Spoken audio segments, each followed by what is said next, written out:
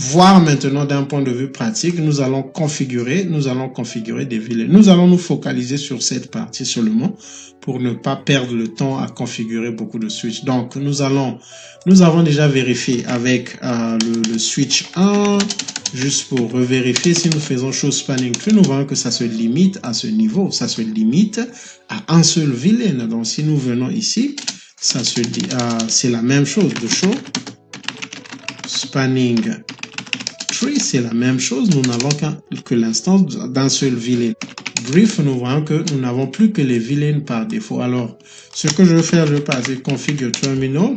Pour l'instant, le root switch, si nous vérifions, le root switch, c'est le switch iOS. Donc, nous le voyons 0773, c'est le root switch. Alors, ce que nous allons faire, donc je serai obligé de créer un peu pour toute cette partie. Nous allons partir dans le switch 1, nous allons faire VLAN 10, 20 et 30. Nous avons créé les VLAN ici, là. Je vais faire la même chose. Je vais prendre ceci.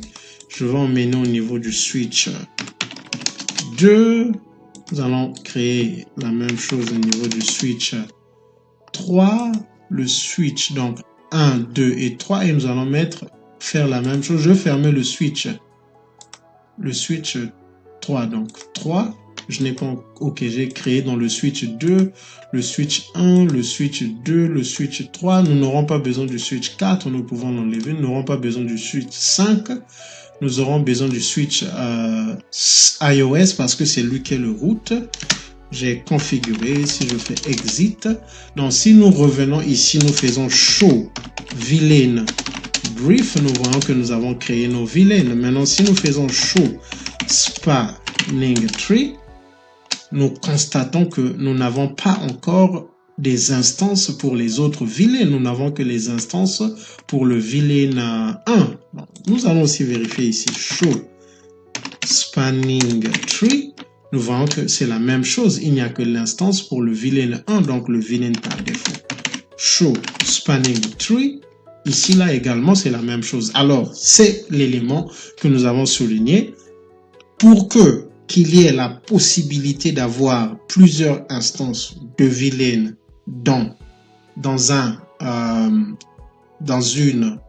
une topologie, dans un réseau local. Il faut que nous puissions avoir des trunks entre les ports. Alors, ce que nous allons faire, nous allons maintenant partir dans chaque switch. Nous allons partir dans le switch 1, configure terminal. Nous allons faire interface range, Ethernet 00 jusqu'à 3. Donc, nous allons faire switch port mode dynamic. Ok, avant de le faire, c'est toujours bien de vérifier. Do show interface trunk. Nous voyons que nous n'avons pas de trunk. Ok, donc switch port mode dynamic desirable. Donc nous avons fait de tous les ports qui sont en fait de 0 jusqu'à 0,3. Nous avons fait de ces ports des trunks. Donc je vais faire ceci. Je vais prendre le interface range, cette commande, pour que ça me facilite ici. Là, je vais faire configure terminal, switch port mode dynamic desirable. Donc ça, c'est au niveau du switch 2. Nous avons maintenant des trunks. Si nous revenons ici pour vérifier, show interface trunk, tel que nous le voyons, nous avons des trunks. Nous allons faire la même vérification ici, do show interface trunk. Nous avons des trunks et tel que vous le voyez, nous avons deux ports qui sont non. Donc nous allons faire do show interface trunk. Nous avons aussi ici le trunking qui est activé, mais nous avons NASL. Ça, c'est déjà un problème. Ce que nous allons faire, nous avons vu la dernière fois que ASL parfois a des problèmes dans JNS3. Donc, ce que nous allons faire, nous serons obligés de repartir. Configure terminal, je vais rappeler le interface range, je vais faire switch port trunk encapsulation .1q. Donc, je vais faire la même chose ici là. Switch port trunk encapsulation .1. Nous avons maintenant le .1q activé au niveau de tous les interfaces. Si je fais do show interface trunk, Je pense que là, il est en train de recalculer certains paramètres. Alors là, nous avons maintenant le trunking activé. Si nous revérifions do show spanning tree, ce que vous allez remarquer, c'est que nous avons maintenant l'instance du villain 10. Si nous descendons, nous avons l'instance du villain 20. Nous descendons, nous avons aussi l'instance du villain 30. Donc ça, c'est déjà un élément que nous venons de voir d'un point de vue pratique. S'il n'y a pas de trunk, STP ne pourra pas créer plusieurs instances parce que il faut qu'il y ait le trunking activé. Alors, nous allons maintenant continuer. Alors maintenant, tel que nous l'avons vu, ce que cela permet de faire, c'est d'avoir par exemple le switch 1 qui est le root switch du villain 10 et le switch 3 par exemple le root switch du villain 20. Donc nous allons le voir d'un point de vue pratique, mais je vais encore vérifier si do show spanning tree. Ce que vous allez remarquer est que le switch iOS est le root switch du villain 1. Si nous descendons, excusez, je pense que j'ai interrompu. Si nous descendons, le switch local, le switch 1 est le root switch du villain 10. Je vais vérifier ici do show spanning tree. Ce que nous remarquons est que villain 1, ok, villain 10, oh, j'ai interrompu cette commande. Si je, ok.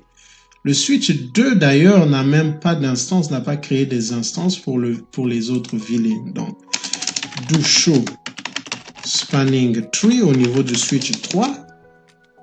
Le switch 3 a également le même problème. Alors, il faut régler le problème je pense qu'il faut régler le problème du trunking. Donc, si je viens ici, je fais do show interface trunk.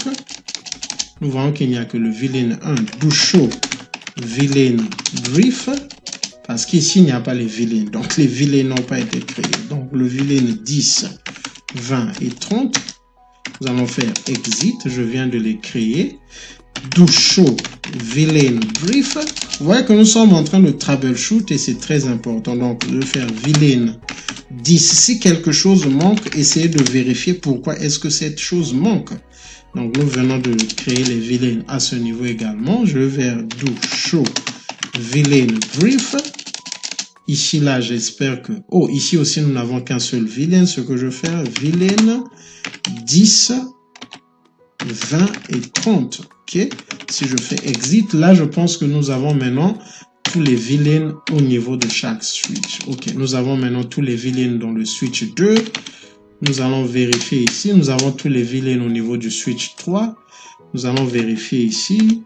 Do show villain brief. Nous avons également, je pense, tous les villains au niveau du switch iOS. Donc, c'est très important parce que si vous constatez que pourquoi est-ce que le switch 1 a les instances, mais pourquoi est-ce que les autres switches n'ont pas d'instances?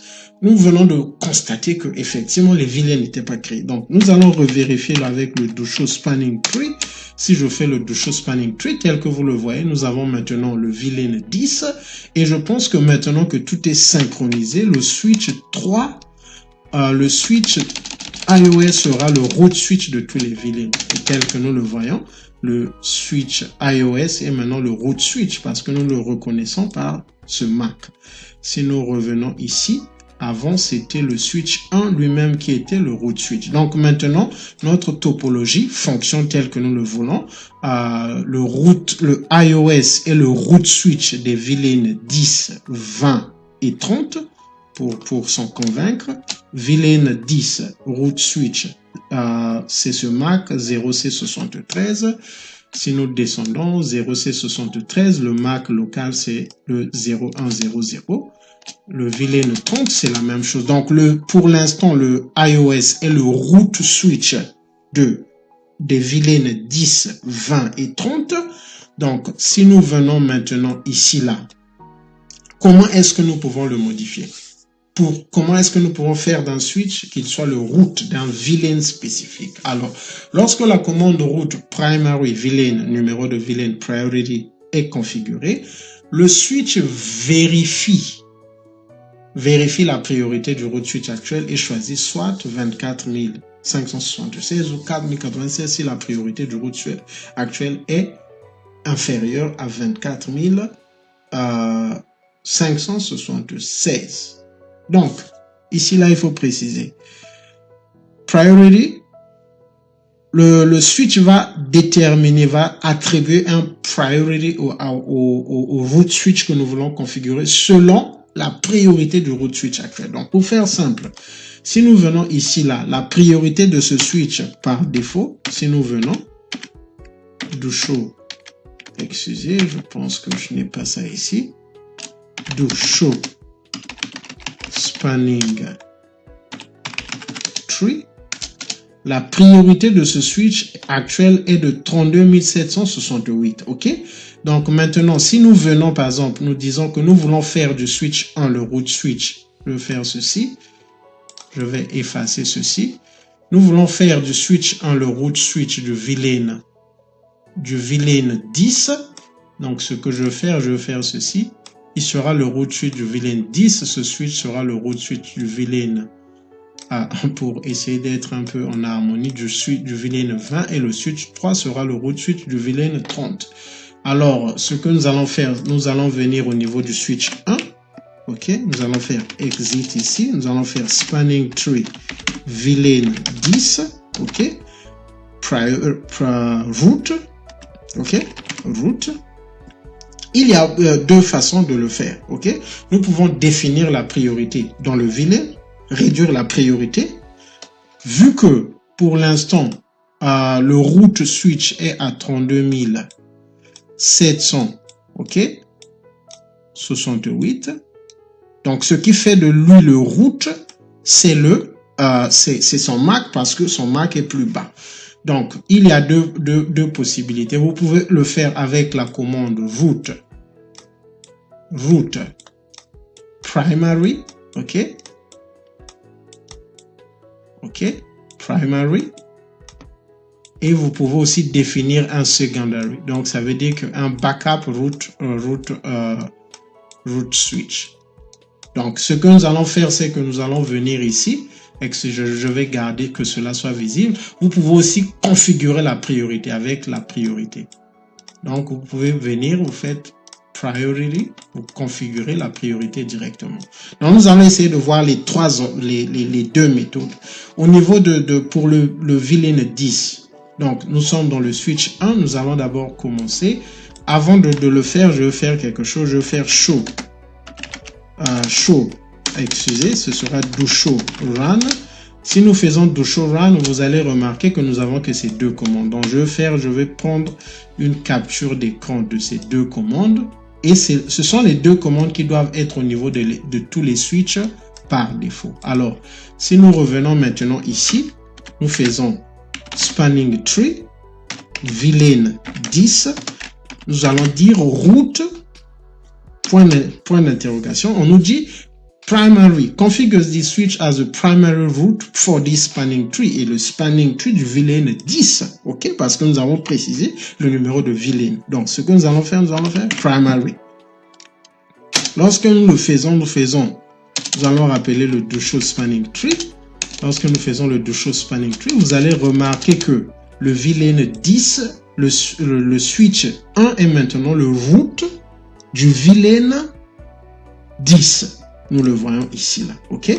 Si nous descendons, le switch iOS est toujours root du VLAN 20, parce que son MAC est ici. Ok, le 0C73.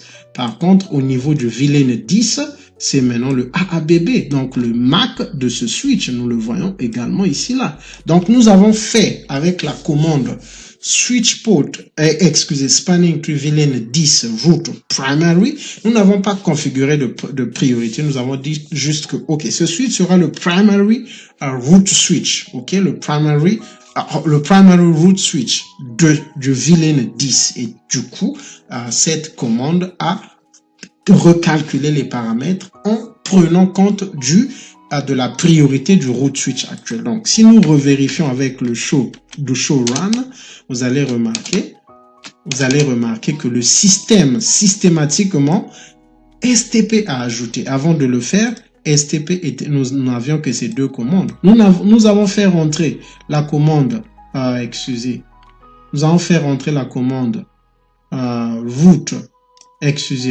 primary, mais le système a calculé et a attribué une priorité au switch 1. Donc, si nous revérifions, au switch 1 pour le VLAN 10, si nous revérifions, nous voyons effectivement que pour le VLAN 10, la priorité a été modifiée à 24 586. Et c'est ce que nous voyons dans le running config. 24 000. La priorité est de 24 576. OK? 24 576 plus le numéro de VLAN. Donc, le switch dit la priorité c'est 24 576. Maintenant, vu que c'est dans le VLAN 10, d'ailleurs ça est là. Donc, il faut juste faire ceci pour ne pas compliquer les choses. On va enlever ceci. Le système fait c'est juste l'addition de 10 plus 24 576. Et lorsque nous descendons, ça nous donne 24 586. Donc, c'est le système qui a calculé. Alors, nous allons partir dans le switch 2, il est possible par exemple de partir dans le switch 2 et dire spanning tree. OK, avant de le faire, je vais faire do show run. Si je fais do show run, nous n'avons que ces deux commandes. Je vais faire spanning tree VLAN 10 root. Nous allons faire secondary. Donc, configure switch à secondary root. Nous allons faire secondary. Lorsque nous appliquons, nous allons faire nous rappelons le do show spanning tree. Et tel que vous le voyez, pour le VLAN 10, le root switch, c'est le switch 1. Son MAC se termine par 0100. Et lui, il est maintenant le switch 2 est le secondary du VLAN 10. Et le système lui a donné un MAC, une priorité de 28 672. Parce que si nous faisons ici show, nous rappelons le do show run, effectivement, c'est ce que nous voyons, 28 672 plus les 10, c'est ce qui fait 28 686. Donc, c'est ainsi que nous pouvons configurer le primary et le secondary. Maintenant, là, nous venons de le voir comment le faire pour avec la commande root primary et root secondary. C'est aussi possible de partir, par exemple, dans le switch 3. Nous allons maintenant faire de lui le primary, le root switch du VLAN 30. Donc, nous pouvons faire spanning tree VLAN 30 et nous allons faire priority. Nous allons donner un priority de 2000 pour l'erreur. Et ce que nous allons faire, vu que lui, il est à 32 768, nous disons, OK, soyons radicaux. Nous allons le donner, par exemple, 8192. OK. Je vais d'abord rappeler cette commande et je vais appliquer. Lorsque nous le faisons, nous allons maintenant encore vérifier do show spanning tree. Si nous descendons, nous venons de le faire pour le VLAN 30, tel que vous le voyez. Le VLAN. Oh, j'étais dans le OK. Oh, j'étais dans le switch 2. Ce n'est pas grave. Donc, nous allons juste faire ceci. Oh, excusez. Je vais enlever ceci.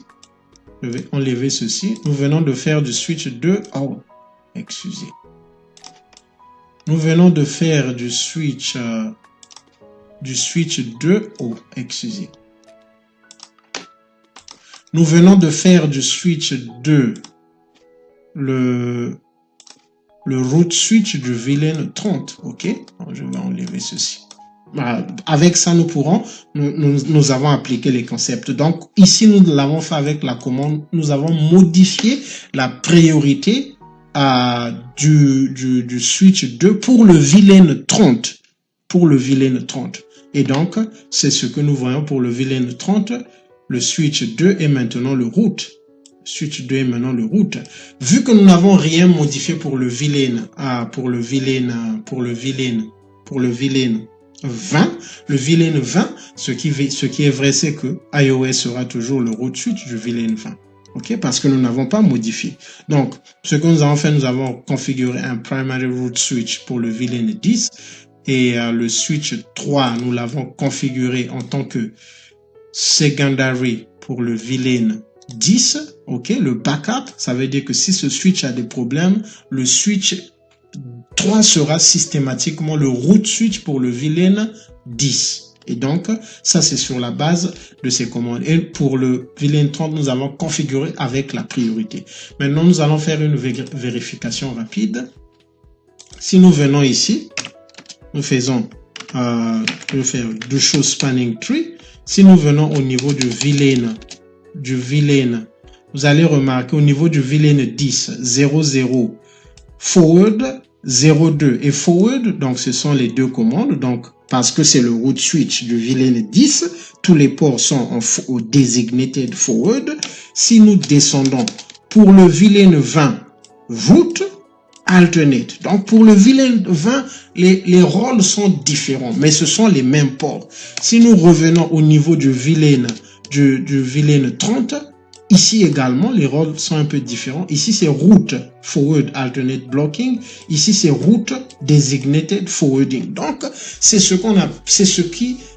que fait PVST. Donc, PVST, c'est per VLAN. Nous avons une instance de STP par VLAN. Alors, si nous continuons, lorsque la commande root secondary est configurée, le switch dans lequel elle est configurée aura une priorité de 28 000 et c'est ce que nous venons de voir lorsque nous l'avons fait au niveau du switch 3. Je pense que il lui avait attribué effectivement, excusez, c'était au niveau du switch 2. Non, c'était au niveau du switch 3, je pense. Root secondary, c'est ici que nous l'avons fait. Non, c'est pas ici, c'était ici, je pense. La commande root secondary, ok, c'était ici, je pense que je l'avais fait. Ok, c'est ici que je l'avais fait, c'est pour le VLAN 10. Donc, si nous vérifions pour le VLAN 10, nous voyons qu'effectivement, il lui a donné 28 682, plus le numéro de VLAN 10, 28 672. Excusez, c'est 28 672 plus le numéro de VLAN 10, ça fait 28 682. Là, nous venons d'analyser les commandes. Donc, pour faire simple, prenez le temps de faire la pratique, appliquez la commande spanning tree VLAN 10 root primary. Ça va faire du switch le root primary par rapport à la priorité, parce que c'est effectivement, par exemple, donc pour faire simple, prenez le temps de faire la pratique, parce que si le iOS switch par exemple avait une priorité moins de 32 000, par exemple si sa priorité était par exemple autour de 20 000, lorsque nous aurions configuré 20 000, c'est un chiffre que je donne, lorsque nous aurons configuré ce switch comme le primary, le système l'aurait donné une priorité moindre, moins que les 24 000 qu'il lui a donné. Donc, et le système est intelligent. Le système lui a donné 24 000 parce qu'il sait qu'on peut aussi configurer un secondary. Donc, voilà pourquoi au secondary, il a donné 28 000. Donc, c'est pour donner ces précisions. Alors, si nous descendons ici, là, nous avons déjà compris ces éléments. Utilisation de la priorité et système ID extension par les switches. Priority, 2 bytes, nous l'avons vu, 4 bits pour la priorité, 12 bits pour le système ID extension, qui n'est autre que le numéro de VLAN. Lorsque le switch établit le bridge ID d'un VLAN, il ajoute le VLAN ID, numéro de VLAN, au priority. Ici, c'est un calcul de ces éléments. Nous avons configured priority, nous avons la priorité et le système ID extension. Donc, pour le VLAN 9, ici, on nous le donne en binaire. Donc, ici, c'est 1 et ici, c'est 8. Donc, les deux, ça fait 9. 16 priority, donc c'est l'addition. Et c'est ce que nous avons vu. La façon simple de le comprendre, c'est simplement faire l'addition de la priorité de base plus le numéro de VLAN. Alors, différence entre RSTP et RSTP+. RSTP, RSTP crée un seul arbre, Command Spanning Tree, CST. Rapid PVSC plus crée un arbre pour chaque vilain, nous venons de le voir. RSTP envoie envoie les mêmes BPDU dans le réseau, quel que soit le nombre de vilains. Rapid PVSC plus envoie des BPDU différents pour chaque vilain. Et c'est logique parce que nous avons un bridge ID pour chaque vilain et les BPDU seront différents pour chaque vilain. Alors, pour illustrer cela, si nous venons ici, j'ai prévu cette capture, donc nous allons capturer cette connexion. Et ce que nous allons faire, si nous venons ici par exemple, nous allons prendre le MAC. Si nous prenons le MAC du switch 2 par exemple, nous allons, bon, pour être ordonné, commençons par le MAC du switch 1, donc ce MAC. Nous allons vérifier au travers du filtre. Donc si nous venons ici, nous faisons SRC. Ok, c'est ETH.SSRC. Nous avons égal. Nous appliquons le MAC ici, paste. Lorsque nous allons le faire, nous voyons que nous allons voir ici route. Nous avons la priorité du route. Nous avons le MAC du route et nous avons le cost. Parce que le cost du route, effectivement, c'est 0. Si nous enlevons 200 sur la même connexion, nous voyons que topology change, route 32 768 et d'autres informations. Donc, selon le vilain, le MAC que nous insérons ici, là, il y a des informations différentes. Je vais prendre un peu le MAC du switch iOS, donc qui est ce MAC. Nous allons essayer de monitor à ce niveau. Si nous mettons, bon, il n'y a pas de message qui passe. L'idée, c'était juste illustrer le fait que sur la même connexion, il y a plusieurs types de BPDU et nous l'avons vu lorsque nous avons mis le MAC du switch 1, c'était différent. Les informations étaient différentes et lorsque nous avons mis le MAC du switch 2, les informations étaient différentes. RSTP et RSTP et Rapid PVSC+ utilisent les adresses de destination différentes, ce qui est logique. Rapid Spanning Tree Protocol, donc le standard de l'IEEE, envoie ces messages au multicast 0180.C200.0000 tel que défini par l'IEEE. Rapid PVSC+ envoie ces messages au multicast 0100.0CCC.CCCCD tel que choisi par Cisco. Donc ici, c'était juste pour dégager la différence. Et le plus important ici, c'est de comprendre que pour Rapid Spanning Tree Protocol, donc de l'IEEE, il n'y a qu'un seul arbre. Pour Rapid Spanning Tree, il y a les mêmes BPDU dans le réseau, quel que soit le nombre de vilains, parce que c'est un seul arbre. Par contre, avec Rapid PVSC+, on a des Rapid PVSC+, on voit des BPDU différents pour chaque vilain. Alors, toujours les différences. Pour les trunks, RSTP envoie ces messages dans le native vilain sans vilain tag. Par contre, Rapid PVSC+, envoie ces messages à l'intérieur du vilain. Donc, les BPDU du vilain 9 en 1 et to2.1q et de qui liste le vilain 9. Ici, c'est très technique. Donc, lorsque nous sommes dans le contexte de Rapid Spanning Tree Protocol, donc de l'IEEE, les messages sont envoyés dans le native vilain. Donc, il n'y a pas de tag, effectivement, parce qu'il n'y a qu'un seul arbre de STP. On ne prend pas en compte les numéros de vilain.